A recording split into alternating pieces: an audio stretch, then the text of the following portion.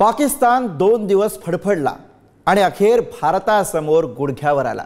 भारताने ऑपरेशन सिंदूर राबवल्यानंतर अवघ्या 3च दिवसात पाकिस्तानची ही अवस्था झाली।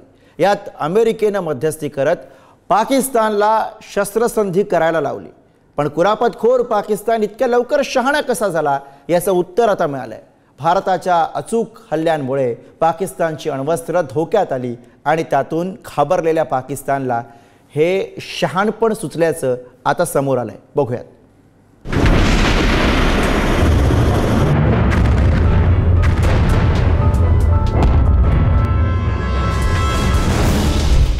पाकिस्तानच्या 6 महत्त्वाच्या हवाई तळांवर हल्ला चढवत भारतानं आपली ताकद दाखवून दिली।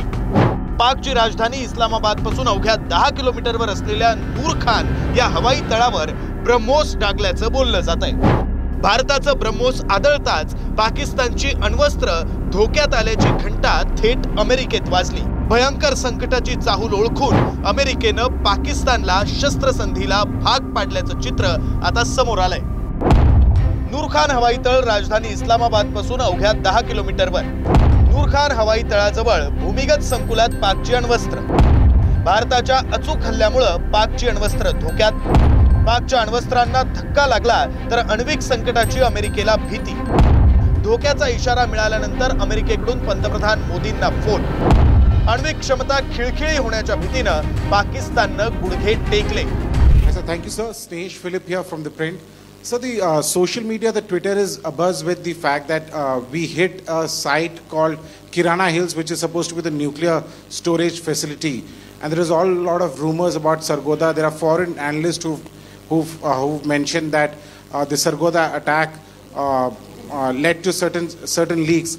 Is there a confirmation that we actually hit Kirana Hills, or we were careful of not to do any such thing? Thank you for telling us that Kirana Hill houses some nuclear installation. We did not know about it. Okay. And we've not hit Kirana Hills, whatever is there.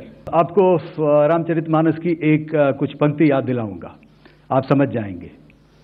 तो याद कीजिए वो पंक्ति जो है,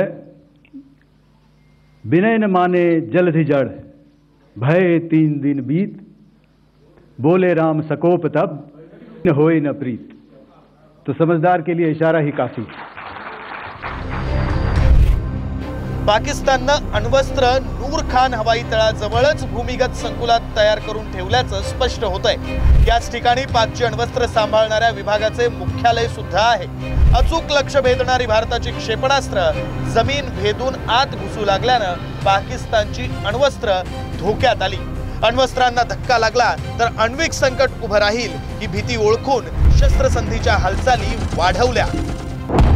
सीएनएच्या वृत्तानुसार शुक्रवारी सकाळी अत्यंत धोक्याचा इशारा देणारी माहिती अमेरिकेला मिळाली। नूर खान एअरबेसवर हल्ला केल्यानंतर आण्विक किरणोत्सर्ग होत असल्याचं अमेरिकेच्या निदर्शनास आलं। भारत पाक शस्त्रसंधीनंतर अमेरिकेच्या ऊर्जा विभागाचे विशेष विमान पाकमध्ये पोहोचलं। अमेरिकेच्या विमानामध्ये आण्विक किरणोत्सर्ग शोधणारी उपकरणं, पाकच्या अण्वस्त्रांना धक्का कितपत बसला याचा अंदाज घेण्यासाठी अमेरिकेतून तज्ञांची टीम रावळपिंडीत पोहोचली।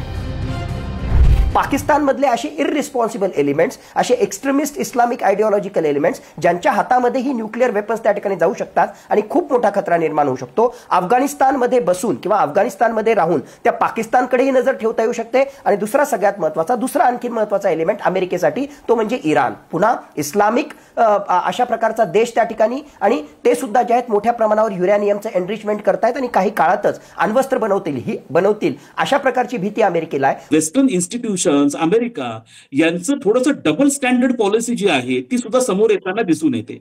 का तुम्ही पाकिस्तानला सातत्याने अशा प्रकारची मदत करता आहात?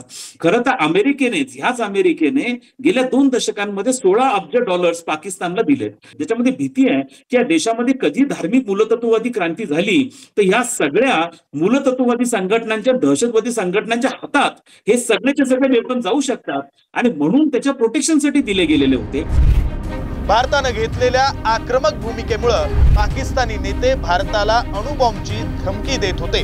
मात्र पाकिस्तानची धमकी कशी पोकळ निघाली हे भारतानं डागलेल्या क्षेपणास्त्रामुळे सिद्ध झालंय। कारण ऑपरेशन सिंदूर मध्ये भारतानं ब्रह्मोस मिसाईलचा वापर केल्याचं सूचक विधान उत्तर प्रदेशचे मुख्यमंत्री योगी आदित्यनाथ यांनीही केलंय। ब्रह्मोसची ताकद पाकिस्तानला विचारा असं योगी आदित्यनाथ म्हणाले।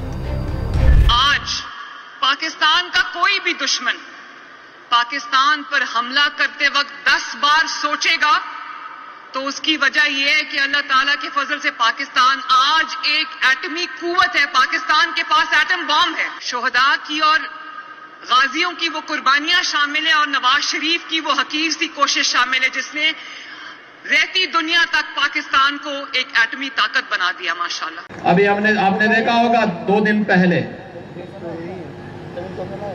आतंकियों का जो सबसे बड़ा आतंकी राष्ट्र है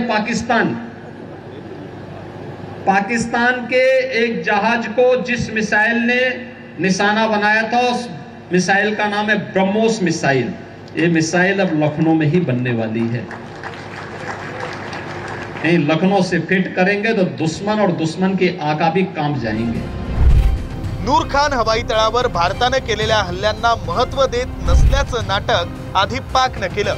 मात्र भारताची क्षेपणास्त्र आपल्या अण्वस्त्रांपर्यंत पोहोचू शकतात ही भीती पाकिस्तान सरकारच्या मानगुटीवर बसल्याचं समोर आलं। भारताच्या अचूक हल्ल्यांमुळे आण्विक क्षमता देखील खिळखिळी होऊ शकते याचा अंदाज आल्यानं पाकिस्ताननं अमेरिकेच्या मध्यस्थीनं भारतापुढे गुडघे टेकले आणि त्यामुळे आता तरी पाकिस्तान भारताच्या वाट्याला जाणार नाही अशी आशा करूयात। ब्युरो रिपोर्ट, पुढारी न्यूज।